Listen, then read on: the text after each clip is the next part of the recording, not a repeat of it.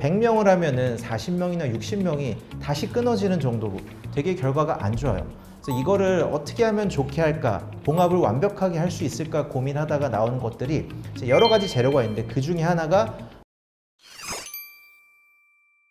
안녕하십니까, 정형외과 전문의 홍정준입니다. 오늘 소개해드릴 방법은 인공힘줄 또는 동종진피 이식술입니다. 동종진피가 뭐예요? 네, 동종진피가 이름이 좀 어려워서 인공힘줄이란 말을 많이 쓰긴 하는데요. 동종진피라는 거는 같은 종의 피부라는 거예요. 그래서 사람의 피부를 두꺼운 데를 이렇게 오려낸 다음에 그걸 가공을 해요. 그래서 가공을 해서 원래 사람 세포가 있을 건데 그걸 다 빼내고 콜라겐 덩어리만 남기는 거예요. 그 콜라겐 조직이 그 안으로 나의 세포들이 차 들어오면서 내 걸로 바뀌게 되는 겁니다.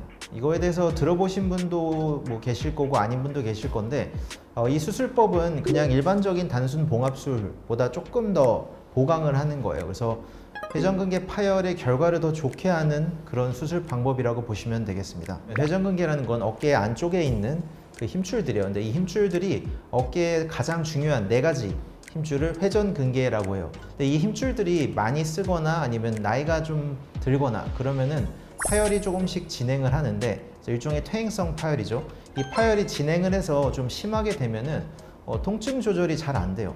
그래서 처음에는 뭐 주사나 약, 물리치료 이런 걸 하다가 그래도 안 되면 결국엔 수술을 하게 되는데 이때 하는 수술이 내시경 또는 뭐 절개를 하기도 하는데 회전근개 봉합술이라고 합니다. 이거를 단순 봉합술로 표현한 이유는 봉합만 하고 끝내는 거기 때문이고 오늘 말씀드릴 거는 단순 봉합술에 추가로 재료를 더 얹어서 이걸 단단하게 해주는 거예요. 이게 왜 필요하냐면은 회전근개 봉합술만으로는 부족한 경우가 많습니다. 회전근개 봉합술을 하게 되면은 결과가 좋을 수 있는데 재파열이라고 해서 봉합을 해놓은 게 다시 끊어지기도 해요. 근데 이 재파열률이 생각보다 높아요. 100명을 하면은 40명이나 60명이 다시 끊어지는 정도로 되게 결과가 안 좋아요. 그래서 이거를 어떻게 하면 좋게 할까, 봉합을 완벽하게 할 수 있을까 고민하다가 나오는 것들이 여러 가지 재료가 있는데 그 중에 하나가 인공힘줄, 동종진피입니다. 인공힘줄을 가공하는 기술이 최근에 많이 좋아졌어요.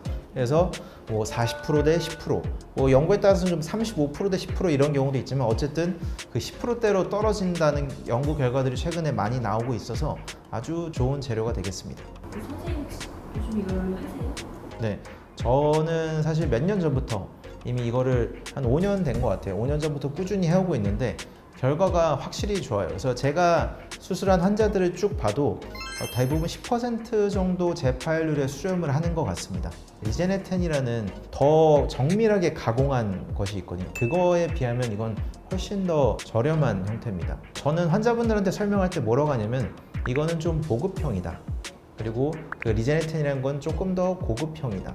근데 두 개가 약간 기능이 다르긴 한데 그 동종진피 이식술로도 충분히 좋은 결과가 나올 수 있고 환자분들이 질문을 하시는 게 아니 가격이 그래도 추가가 되는데 이걸 꼭 해야 되냐 이렇게 질문을 많이 하시거든요. 그러면은 환자분들 입장에서 내가 이걸 진짜 받아야 되나 그런 기준이 있냐는 대략적으로 나와 있긴 합니다.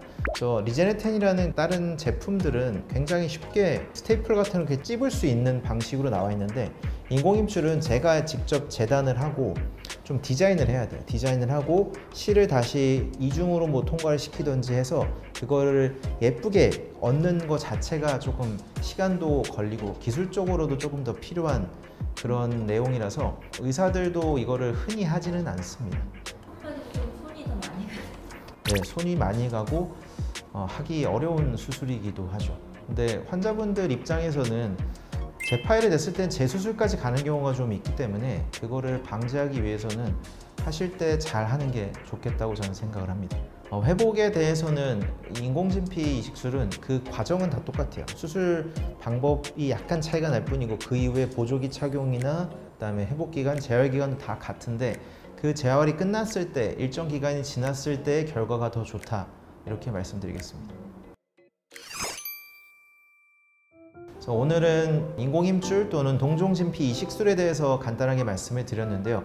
내가 회전근개 파열 때문에 수술을 해야 되는 분들이 있다면은 이거를 고려해야 되고 그 중에서도 특히 조금 더 자세히 말씀드리면 70세 이상인 분들, 그리고 내회전근개 파열 크기가 대파열, 크기가 이게 센티미터로 나오는데 3에서 5cm 이상인 경우인 분들, 그리고 근육 위축이 심한 분들, 이런 분들이 인공힘줄 이식술을 받으면 좋습니다.